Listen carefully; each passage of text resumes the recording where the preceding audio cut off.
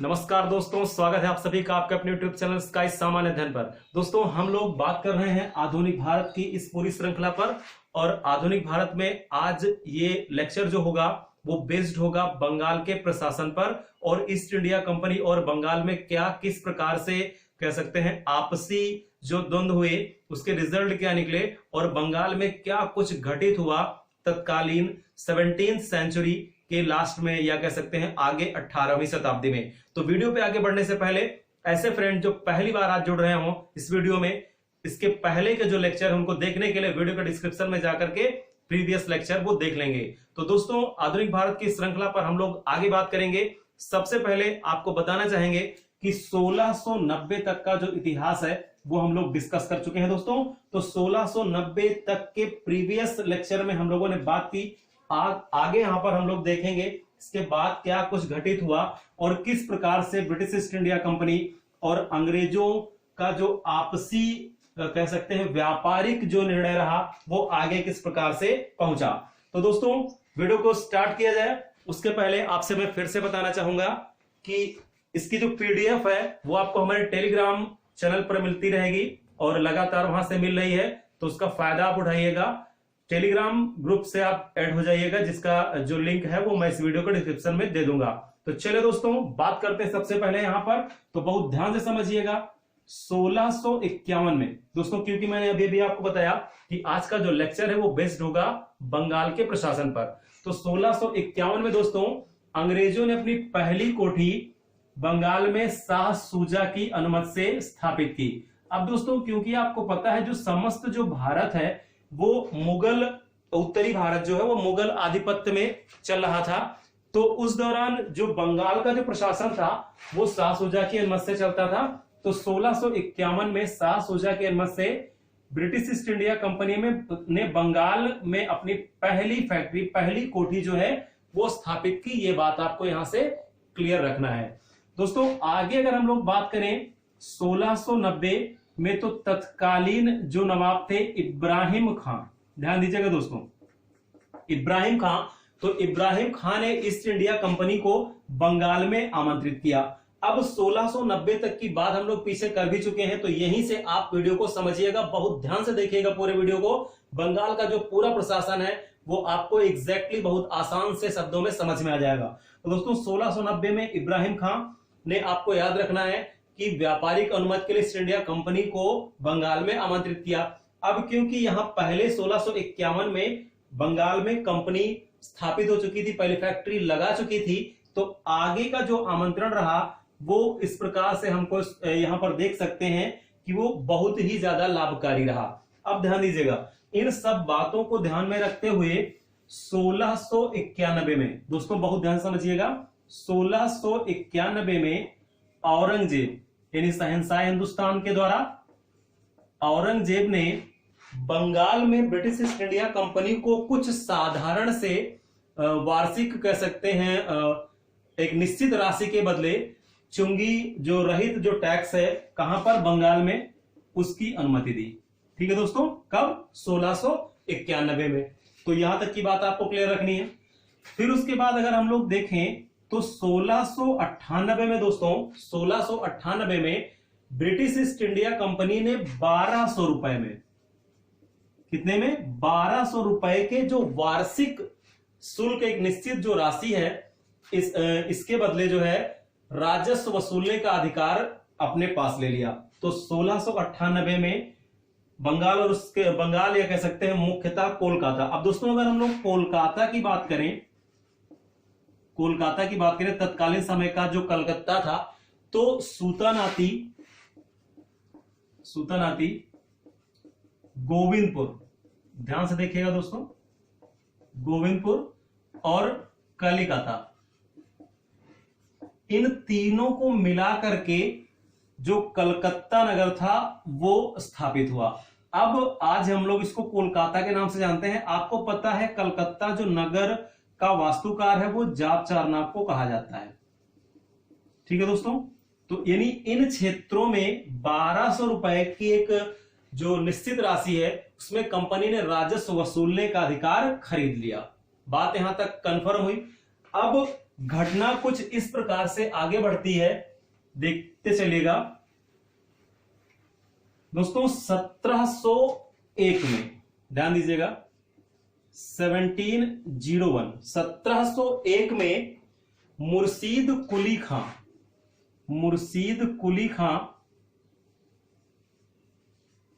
नाम इंपॉर्टेंट होगा दोस्तों। मुर्शीद कुली खां को औरंगजेब ने बंगाल का सूबेदार नियुक्त किया। तो क्वेश्चन यहीं से स्टार्ट होगा। मुर्शीद कुली खां को सूबेदार नियुक्त किया गया 1701 में, किसके द्वारा? औरंगजेब के द्वारा। अब सूबेदार का मतलब, यहां पर सूबा का मतलब हमने आपको बताया कि बंगाल या कह सकते हैं पूरे भारत में जो प्रांतीय व्यवस्था थी उसके अंतर्गत प्रांत यानी सूबा, प्रांत को क्या कहा जाता था? सूबा। तो उस सूबे में मुर्शीद कुली खां को अधिकार दिया गया, यानी बंगाल में एज ए सूबेदार अपॉइंट किया गया किसको? मुर्शीद कुली खां को। कब? 1701 में। किसके द्वारा? औरंगजेब के द्वारा। 3 प्रश्न यहां पर क्लियर हुए। अब बंगाल का जो प्रशासन है, वास्तविक जो शासक है या कह सकते हैं नवाब हैं, वो किस प्रकार से बिहेव किया और ईस्ट इंडिया कंपनी ने उन पर किस प्रकार से अपने अधिकारों को थोपा, और आगे का घटनाक्रम क्या होता है, एक फ्लो चार्ट के माध्यम से हम लोग पूरे बंगाल के नवाबों को देखते हैं। तो चलिए दोस्तों देखते हैं इनको। तो चलिए आइए दोस्तों देखते हैं बंगाल का जो प्रशासन है वो किस प्रकार से आगे कह सकते हैं रन करता है। तो सबसे पहली और इंपॉर्टेंट बात आपको याद करके रखनी है कि मुर्शीद कुली खां, जिसको अभी अभी मैंने बताया 1701 में, कब? 1701 में औरंगजेब के द्वारा बंगाल का सूबेदार नियुक्त हुआ। अब जैसा कि आपको पता है 1707 में जैसे ही औरंगजेब की मृत्यु होती है, तो औरंगजेब की मृत्यु के बाद जो मुगल प्रशासन है उस पे आने वाले जो उत्तराधिकारी है, इवन हम लोग बहादुर शाह जफर से अगर हम लोग बात करें तो कुछ ही एक थे जो कि उत्तर मुगल काल में इंपॉर्टेंट शासक थे या उन्होंने मुख्य भूमिका निभाई। इसके बाद अगर देखते हैं हम लोग तो औरंगजेब के बाद जो मुगल प्रशासन था वो बिल्कुल नाम मात्र का या ज्यादातर विलासी शासक रहे। तो 1707 में औरंगजेब की जैसे ही मृत्यु हुई तो मुर्शीद कुली खां एक अपने अधिकार को, क्योंकि केंद्रीय सत्ता का जैसे ही हनन हुआ, एक मुख्य नियंत्रणकारी सत्ता का हनन हुआ, तो मुर्शीद कुली खां ने बंगाल में अपने नियमों को या अपनी स्थितियों को लागू करने में ज्यादा सफल रहा। इस क्रम में हम लोग देखते हैं कि वास्तविक जो स्थिति थी, मुर्शीद कुली खां एक स्वतंत्र बंगाल के नवाब के रूप में उसने 1713 से प्रारंभ की। अच्छा, यहां पर अगर हम लोग बात करें तो मुर्शीद कुली खां आपको याद करके रखना है कि बंगाल में एक स्वतंत्र आधिपत्य वाला पहला नवाब था। तो क्वेश्चन बनाएगा कि बंगाल में आधिपत्य, स्वतंत्र आधिपत्य वाला पहला नवाब, तो हमको किसको याद रखना है? मुर्शीद कुली खां को, जिसको कि अपॉइंट किया गया था एज ए सूबेदार औरंगजेब के द्वारा। अब दोस्तों मुर्शीद कुली खां के बाद अगर हम लोग बात करें तो मुर्शीद कुली खां का, क्योंकि कोई उत्तराधिकारी आगे उस क्रम में उसका पुत्र नहीं था, तो उसका भतीजा या दामाद सुजाउद्दीन ने बंगाल की सत्ता संभाली। अब सुजाउद्दीन से भी अगर हम लोग बात करें तो सुजाउद्दीन का जो पुत्र था वो था सरफराज खां। सुजाउद्दीन का पुत्र किसको याद रखना है? सरफराज खां था। अब सरफराज खां क्योंकि काफी हद तक एक सशक्त शासक नहीं रहा। अच्छा, इसी समय जब सुजाउद्दीन बंगाल के प्रशासन पर आया तो इसने अलीवर्दी खां को बिहार का नायब सूबेदार अपॉइंट किया। किसने? सुजाउद्दीन ने अलीवर्दी खां को बिहार का नायब सूबेदार अपॉइंट किया। फिर हम लोग देखते हैं कि अलीवर्दी खां ने सरफराज खां की हत्या करके अपना जो प्रशासन वो प्रारंभ किया, यानी बंगाल में एज ए सूबेदार नवाब यहां पर कह सकते हैं अलीवर्दी खां 1740 से 1756 तक रहता है। फिर हम लोग देखते हैं कि अलीवर्दी खां के उत्तराधिकारियों में अगर बात करें तो उसके भी कोई पुत्र नहीं था, तो 3 पुत्रियां थी, जिसमें इसकी छोटी पुत्री जो अमीना थी, अलीवर्दी खां की पुत्री अमीना का पुत्र था सिराजुद्दौला। यानी सिराजुद्दौला की बात की जाए तो वो अलीवर्दी खां की पुत्री का पुत्र था। तो सिराजुद्दौला से क्या कुछ क्वेश्चन बनते हैं अलीवर्दी खां से, और ये प्रीवियस क्वेश्चंस क्या बनते हैं इनको देखेंगे, फिर जल्दी से सीरीज को देख लेते हैं। फिर सिराजुद्दौला के अगर हम लोग बात करें सेनापतियों में, विश्वास पात्रों में, तो मीर जाफर का नाम आया, लेकिन मीर जाफर जैसा कि आपको पता है उसने विश्वासघात किया, और आगे क्या कुछ चीजें कैसे घटित हुई वो भी बात करेंगे। फिर एट लास्ट सत्ता मीर कासिम के पास आई 1760 से 63, और देन 63 में फिर से मीर जाफर के पास बंगाल की सत्ता आई, तो 63 से 65 तक मीर जाफर ही रहा। तो दोस्तों सबसे पहले जो इंपॉर्टेंट क्वेश्चन है मुर्शीद कुली खां से देखते हैं। तो इंपॉर्टेंट सवाल यहां पर याद रखना है, किसने जो राजधानी है वो ढाका से स्थानांतरित कर मुर्शिदाबाद को बनाया। तो पहला ही क्वेश्चन आपसे पूछेगा इस तरह से कि बंगाल की राजधानी ढाका से मुर्शिदाबाद बंगाल के किस नवाब द्वारा स्थानांतरित की गई। तो मुर्शीद से याद रखना दोस्तों, मुर्शिदाबाद। Important question.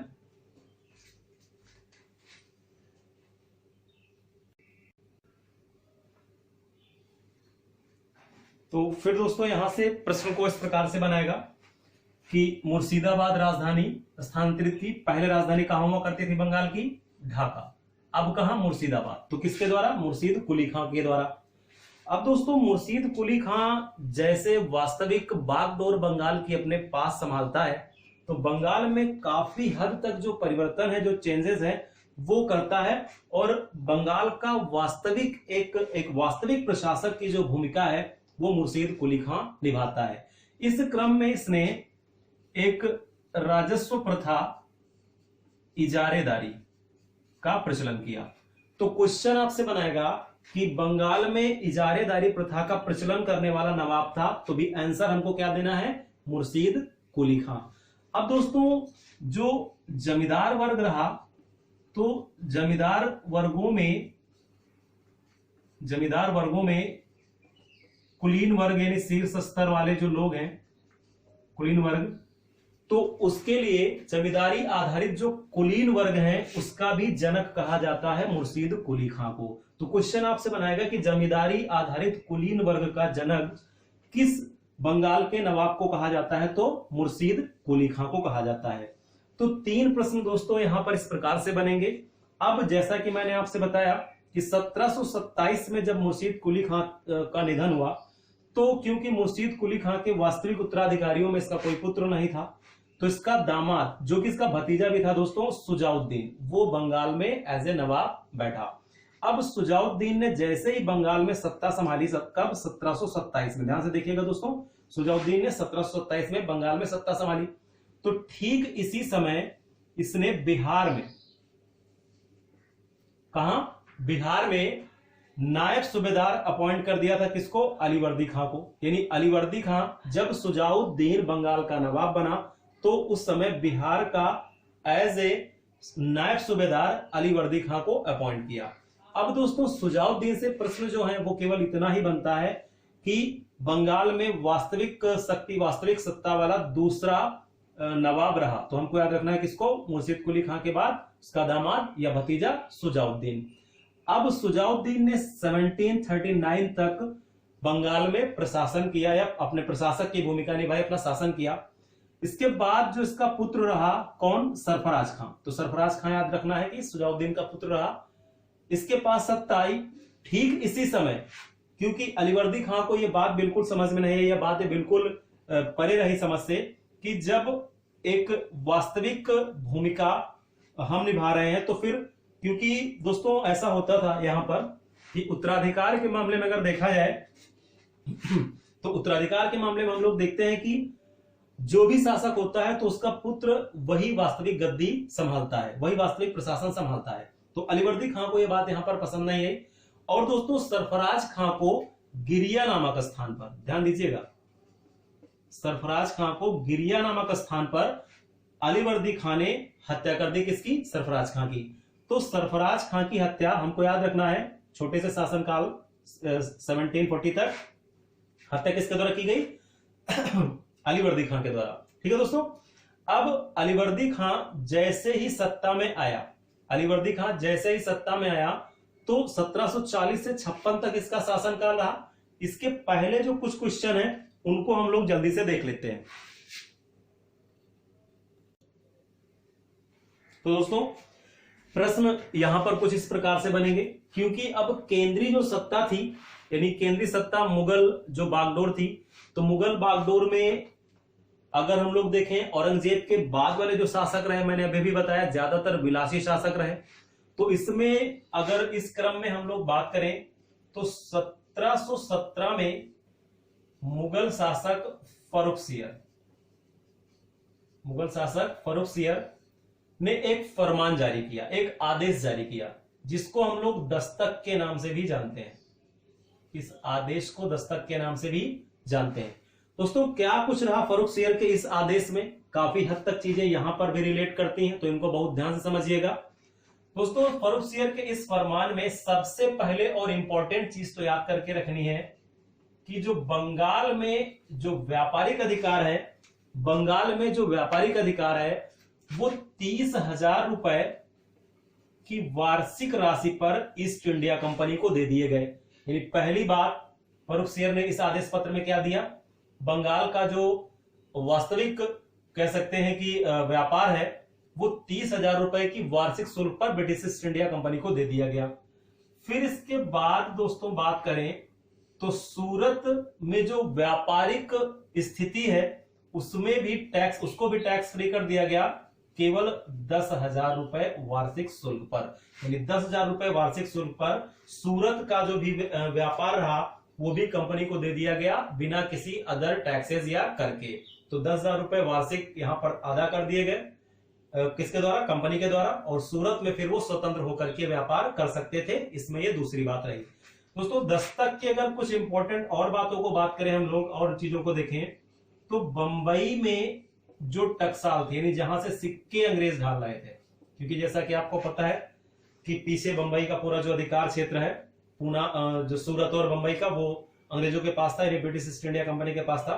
तो बंबई की टकसाल में जो सिक्के ढाले जा रहे थे वो अब पूरे भारत में वैलिड होंगे, पूरे भारत में वो सिक्के चलेंगे, यानी पूरे मुगल प्रशासन में वो सिक्के चलेंगे, ऐसा इस दस्तक में कह दिया गया। यानी फर्रुख सियर ने जो ये आदेश दिया वो हितकारी रहा, लाभकारी रहा ब्रिटिश ईस्ट इंडिया कंपनी के लिए। अब दोस्तों फर्रुख सियर ने ऐसा आदेश जारी क्यों किया, एक इंपॉर्टेंट सा क्वेश्चन यहां पर ऐसे बनता है कि जैसे आप डिस्क्रिप्टिव पेपर जब देंगे तो वहां पर कुछ इन चीजों पर रिलेट करते हुए क्वेश्चन आपसे पूछे जाएंगे, तो वो ऐसे समझते हैं हम लोग उसको। दोस्तों फर्रुख सियर के इस आदेश को जारी करने के पीछे जो मुख्य घटना है वो ये होती है कि फर्रुख सियर बीमार पड़ा एक बार। तो जब बीमार अवस्था में रहा तो उस समय ब्रिटिश ईस्ट इंडिया कंपनी के सहयोगी जो अधिकारी थे उन्होंने एक चिकित्सक के माध्यम से फर्रुख सियर का इलाज करवाया, या कह सकते हैं देखरेख की। दोस्तों कंडीशन यहां पर इस प्रकार से थी अभी तक कि ब्रिटिश ईस्ट इंडिया कंपनी का जो भी पत्र होता था वो अगर भारत के लिए आता था तो उसमें जो शासक, या कह सकते हैं कि ब्रिटिश ईस्ट इंडिया कंपनी की वास्तविक स्थिति का जो वर्णन होता था वो सब कुछ अधिकृत होता था मुगल शासन के अंतर्गत। यानी बहुत ही अदब के साथ वो दरबार में आते थे, उपहार लेकर के भी आते थे, और कह दिया जाए तो इस तरह से भी समझ सकते हैं कि अपनी जो स्थिति है या किसी भी प्रकार के ऑर्डर या ऐसा कुछ नहीं था, बल्कि रिक्वेस्ट की स्थिति में ब्रिटिश ईस्ट इंडिया कंपनी रहती थी, और आगे भी वो स्थिति बदलेगी, उसको भी हम लोग देखेंगे।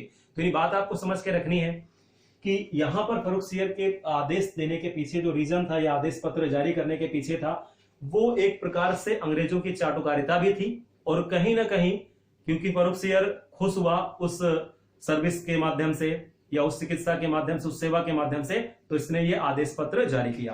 तो 1717 के इस आदेश पत्र के माध्यम से आप देख रहे हैं कि बंगाल में 30,000 रुपए के वार्षिक शुल्क पर बंगाल का जो व्यापारिक जो अधिकार है वो ब्रिटिश ईस्ट इंडिया कंपनी को दे दिया गया। सूरत में 10,000 रुपए के वार्षिक शुल्क पर व्यापारिक क्षेत्राधिकार ब्रिटिश ईस्ट इंडिया कंपनी को दे दिया गया। बंबई में जो टकसाल थी वहां पर जो सिक्के ढाले जा रहे थे अब वो पूरे मुगल प्रशासन में लागू होंगे, तो जिससे व्यापार करने में ब्रिटिश ईस्ट इंडिया कंपनी को काफी आसानी होगी। तो यहां तक की बातें समझ में आई। यानी अगर हम लोग देखें यही मुर्शीद कुली खां के ही शासनकाल से, तो 1717 में जब ये आदेश आ गया था तो मुर्शीद कुली खां बंगाल का नवाब था। अब क्वेश्चन यहां पर इस तरह से भी इसको रिलेट करेगा, तो इस ईयर से आप इसको आराम से पकड़ लीजिएगा कि फर्रुख सियर के शाही आदेश के समय, यानी जो ब्रिटिश ईस्ट इंडिया कंपनी के लिए उन्होंने जारी किया, बंगाल में वास्तविक जो नवाब था वो कौन था, तो मुर्शीद कुली खां। अब दोस्तों अब फिर इस प्रश्न पर आगे हम लोग बात करते हैं। तो सरफराज खां की हत्या अलीवर्दी खां के द्वारा कर दी गई, और कहां पर, गिरिया नामक स्थान पर। अब अलीवर्दी खां जैसे ही सत्ता में आया तो क्योंकि ये अंग्रेजों की चाल को अच्छी तरह से समझता था, अंग्रेजों की चाल को अच्छी तरह से समझता था, तो इसने सबसे पहले क्या किया कि कलकत्ता और उसके आसपास का जो क्षेत्र था उसको मजबूती प्रदान करने के लिए अपनी जो सैन्य शक्ति है उसका भी विस्तार करना शुरू किया। ठीक यहां कुछ इस प्रकार से घटना होती है दोस्तों, कलकत्ता में ध्यान करके रखना है, कलकत्ता में और चंद्रनगर, ये दो स्थान ध्यान दीजिएगा, कलकत्ता और चंद्रनगर। तो कलकत्ता में जो किलेबंदी का काम है वो अंग्रेजों ने यहां पर प्रारंभ किया। किसने प्रारंभ किया था? अंग्रेजों ने प्रारंभ किया, हमको याद करके रखना है। अब चंद्रनगर में अगर पूछा जाए यहां पर चंद्रनगर में, तो दोस्तों फ्रांसीसियों ने किलेबंदी का कार्य प्रारंभ किया। चंद्रनगर में किसको याद रखना है? फ्रांसीसियों को। तो इस प्रकार की जब वास्तविक खबर अलीवर्दी खां तक पहुंची तो अलीवर्दी खां ने इस पर एक्शन लिया। काफी हद तक अंग्रेज और फ्रांसीसी वो पीछे हटे। इस क्रम में यह देखा गया लगातार कि अंग्रेजों को अपने वास्तविक हित के लिए, अपने कंपनी के हित के लिए ज्यादा से ज्यादा वो सोच रहे थे कि व्यापारिक जो दोहन है वो भारत के क्षेत्रों का किया जाए। तो इस क्रम में अलीवर्दी खां से यहां पर एक प्रश्न आपसे इस प्रकार से बनाएगा कि क्वेश्चन ऐसे रिलेट करेगा कि यूरोपियों की तुलना मधुमक्खियों से बंगाल के किस नवाब ने की? फिर समझिएगा, यूरोपियों की तुलना मधुमक्खियों से, तो हमको याद रखना है कि अलीवर्दी खां के द्वारा की गई। यूरोपियों की तुलना मधुमक्खियों से बंगाल के किस नवाब ने की है? अलीवर्दी खां ने की है। तो यह प्रश्न आपसे यहां पर रिलेट करेगा। अब दोस्तों 1740 से 56 तक अलीवर्दी खां का शासन रहा बंगाल में। मिलीजुली स्थितियां रही इस समय ब्रिटिश ईस्ट इंडिया कंपनी की, लेकिन जैसे जैसे समय बढ़ता गया ब्रिटिश ईस्ट इंडिया कंपनी का लालच जो है वो भी बढ़ता गया। और इस क्रम में जब 56 में अलीवर्दी खां के बाद अगर उत्तराधिकार की हम लोग बात करें, तो जैसा अभी मैंने बताया कि अलीवर्दी खां का कोई पुत्र नहीं था, तो इनकी जो पुत्रियां थी तो उनमें छोटी जो पुत्री थी अमीना, उसका ही पुत्र था कौन? सिराजुद्दौला।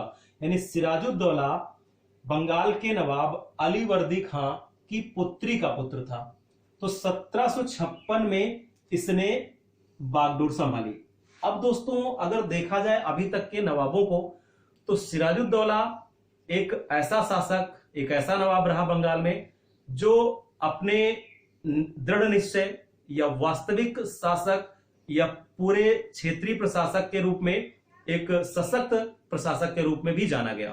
तो दोस्तों सिराजुद्दौला ने जैसे ही बागडोर संभाली, तो यहां पर जो अंग्रेजों ने और फ्रांसीसियों ने कलकत्ता और चंद्रनगर में जो अपना घेरा बना रहे थे, किलेबंदी कर रहे थे, ये लगातार आगे इन्होंने जारी रखी, बावजूद इसके कि अलीवर्दी खान को मना कर चुका था। तो सिराजुद्दौला ने जैसे ही इस बात को संज्ञान में लिया शासन में आने के साथ ही कि अंग्रेज जो है वो कलकत्ता में किलेबंदी कर रहे हैं और चंद्रनगर में फ्रांसीसी किलेबंदी कर रहे हैं, तो इसने सैन्य आदेश के माध्यम से अंग्रेजों और फ्रांसीसियों को ऐसा करने से रोका। तो दोस्तों फ्रांसीसी तो मान गए, क्योंकि अभी भी मैंने आपको बताया कि अंग्रेज जो हठधर्मी स्वभाव के भी थे और कहीं ना कहीं वो ये बात को सोच रहे थे कि जितना ज्यादा से ज्यादा हो सके कंपनी को लाभ पहुंचाना है किसी भी प्रकार से, साम दाम दंड भेद जैसा भी हो वो अपना सकते हैं। तो फ्रांसीसियों ने तो चंद्रनगर में किलेबंदी रोक दी, किंतु अंग्रेज जो है वो लगातार किलेबंदी करते रहे। कहां? कलकत्ता में। अब जैसा कि सिराजुद्दौला के आदेश के बावजूद भी अंग्रेजों की यह उद्दंडता जारी रही, तो फिर दोस्तों आपको याद रखना है कि सिराजुद्दौला ने सैन्य कार्यवाही यहां पर अंग्रेजों के विरुद्ध प्रारंभ कर दी। जब मना किया गया और फिर माने नहीं अंग्रेज, तो सैन्य कार्यवाही सिराजुद्दौला ने प्रारंभ कर दी। इस क्रम में हम लोग अगर बात करें तो 4 जून 1756, ध्यान दीजिएगा दोस्तों, 4 जून 1756 कासिम बाजार, कलकत्ता का ऐसा स्थान जो कि काफी व्यापारिक स्थितियों के लिए जाना गया, तो कासिम बाजार पर आक्रमण किया और ब्रिटिश जो सेना थी वहां पर, कंपनी की जो सेना थी उसको वहां से भगा दिया। फिर दोस्तों 15 जून 1756, ध्यान दीजिएगा 15 जून 1756, 15 जून 1756 को कलकत्ता का जो मुख्य क्षेत्र था वहां से अंग्रेजों को इसने भगा दिया। इस क्रम में इसने देखा कि कुछ जो यहां पर देखा गया कि कुछ अंग्रेज जो है वो पकड़ लिए गए और उनको एक कोठरी में बंद कर दिया गया। दोस्तों यही घटना सेम हमको याद रखना है। इस घटना को हम लोग ब्लैक होल या काल कोठरी की घटना कहते हैं। ब्लैक होल या काल कोठरी। तो दोस्तों एक बड़ी सी कोठरी में यहां पर सिराजुद्दौला के द्वारा अंग्रेजों को पकड़ करके बंद कर दिया गया और कुछ जो अंग्रेज रहे वो वहां से भागे और लगातार इसका जो प्रयास है वो जारी रहा। फिर इसने 5 दिन बाद ही यानी 20 जून 1756 को फोर्ट विलियम, जो कि अंग्रेजों का मुख्य क्षेत्र या किला रहा, फोर्ट विलियम, इस पर अधिकार कर लिया और यहां पर जो अंग्रेज थे उनको मारा पीटा भगा दिया। तो अपनी जान बचाकर के भागे वो लोग और उन्होंने सरली दूर स्थित बंगाल की खाड़ी में दूर स्थित फुल्टा द्वीप एक पड़ता है, द्वीप का नाम क्या है दोस्तों? फुल्टा द्वीप में जाकर के इसने अंग्रेजों ने शरण लिया। तो दोस्तों इस ब्लैक होल घटना का इंपॉर्टेंट है अपना, ये मैचिंग के लिए क्वेश्चन भी बनता है और क्रम लगाने के लिए। तो ब्लैक होल घटना हमको याद रखना है कि ब्लैक होल घटना है क्या या काल कोठरी की घटना है क्या। सिराजुद्दौला के सैन्य अभियान के समय जब अंग्रेज इस किलेबंदी करने से मान नहीं रहे थे तो उस अभियान के समय इसने अंग्रेजों को खदेड़ना प्रारंभ किया। उसी क्रम में इसने कुछ अंग्रेजों को पकड़ करके कोठरी में बंद कर दिया, जहां पर 3 दिन बाद उस कोठरी को खोला गया और यह देखा गया कि ज्यादातर अंग्रेज वहां पर जो है मर गए हैं, कुछ ही लोग जो बचे हैं। और इस घटना का जो प्रत्यक्षदर्शी है वो हालवेल को कहा जाता है। दोस्तों ये क्वेश्चन भी यहां पर बनाता है कि ब्लैक होल घटना का जो प्रत्यक्षदर्शी है वो किसको कहा जाता है? तो हालवेल को कहा जाता है। यानी हालवेल इस घटना से बच निकला और फिर उसने इसको एक माध्यम से प्रत्यक्षदर्शिता का जो वर्णन किया। तो ये काल कोठरी की घटना हमको यहां पर याद रखना है। अब इस प्रकार से जैसे ही फोर्ट विलियम, कलकत्ता, कासिम बाजार पूरा क्षेत्र फिर अंग्रेजों से खाली हुआ, सिराजुद्दौला का वास्तविक जो क्षेत्र है वो इसमें शामिल हुआ। तो इस प्रकार से सिराजुद्दौला ने अंग्रेजों को खदेड़ करके बंगाल का जो क्षेत्र है, मैक्सिमम जो व्यापारिक जो एरिया है, उसको अपने नियंत्रण में ले लिया। अब दोस्तों इस घटना की वास्तविक भनक जैसे ही कलकत्ता से दक्षिण भारत में, क्योंकि इस समय क्लाइव व्यस्त था, क्लाइव के पास ये इस घटना को जैसे ही संज्ञान में लिया जाता है इसके द्वारा, क्लाइव के द्वारा, तो क्लाइव वापस बंगाल आता है दक्षिण भारत से। अब क्लाइव जैसे ही बंगाल आता है तो उसने सबसे पहले यहीं पर हमको याद रखना कि सबसे पहले उसने कुछ एक क्षेत्रों को घूस दे करके, या हम लोग इसको इस प्रकार से भी कह सकते हैं कि अपने रणनीतिक कारण से, क्योंकि दोस्तों क्लाइव एक ऐसा नाम हम लोग देख रहे हैं, अभी गवर्नर जनरल की पूरी लिस्ट हम वहां पर आपको देंगे, डिस्कस करेंगे अलग अलग इनके कार्यों के बारे में। तो क्लाइव एक ऐसा गवर्नर रहा, एक ऐसा कंपनी का कह सकते हैं वास्तविक जो बागडोर संभालने वाला रहा, जिसने अपने दम पर ब्रिटिश ईस्ट इंडिया कंपनी की जो जड़ें थी वो धीरे धीरे मजबूत करना प्रारंभ कर दिया था भारत में। तो दोस्तों क्लाइव ने कुछ क्षेत्रों को अपने नियंत्रण में लिया।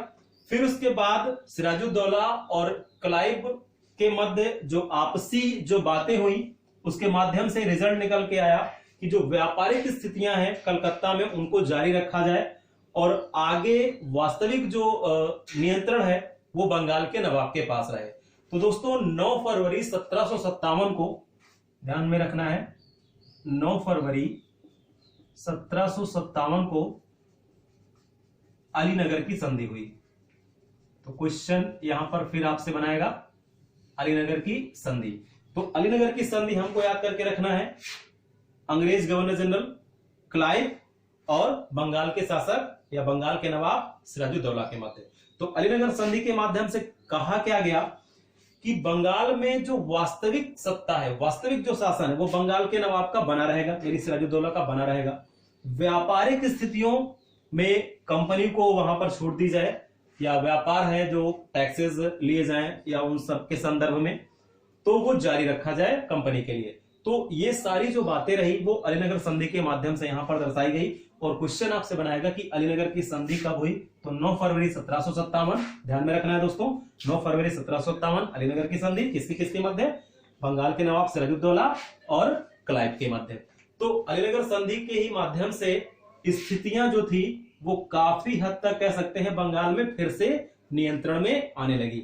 लेकिन दोस्तों इस अलीनगर संधि की आड़ में अंग्रेजों ने फिर क्या किस प्रकार से किया जिससे कि सिराजुद्दौला को पुनः ये हम लोग कह सकते हैं कि अपनी वास्तविक स्थिति को देखते हुए अंग्रेजों के विरुद्ध सैन्य कार्यवाही करनी पड़ी, और किस प्रकार से फिर आगे प्लासी युद्ध हुआ और प्लासी युद्ध के पीछे रीजन क्या क्या रहा, और फिर मीर जाफर का रोल वहां पर किस प्रकार से होता है, क्लाइव की सशक्त भूमिका बंगाल सहित दक्षिण भारत में क्या होती है, और प्लासी युद्ध के बाद अगर हम लोग देखेंगे वास्तविक स्थिति को, मीर कासिम को किस प्रकार से प्रयोग किया अंग्रेजों ने, पुनः मीर जाफर किस प्रकार से अंग्रेजों ने प्रयोग किया, और बक्सर के युद्ध की क्या भूमिका रही, उन सब पर हम लोग बात करेंगे।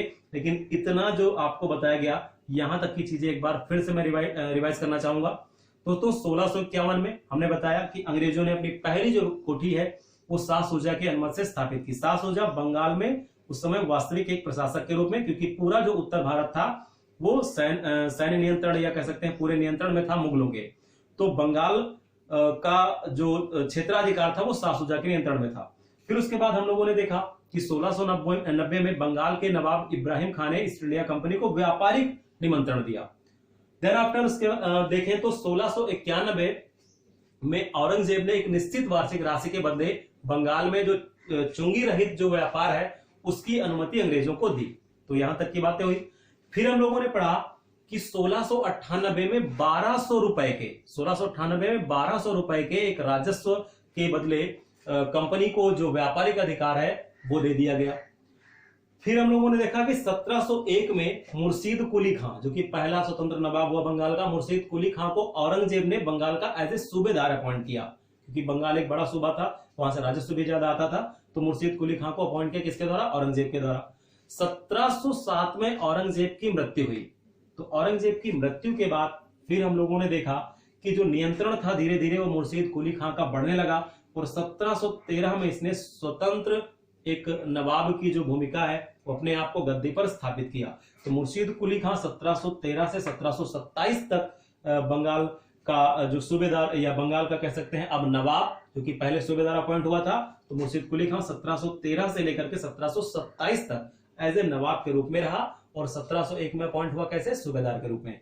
तो अब मुर्शीद कुली खां से क्वेश्चन बनाएगा तो सबसे ज्यादा इंपॉर्टेंट, राजधानी ढाका से मुर्शिदाबाद स्थानांतरित की।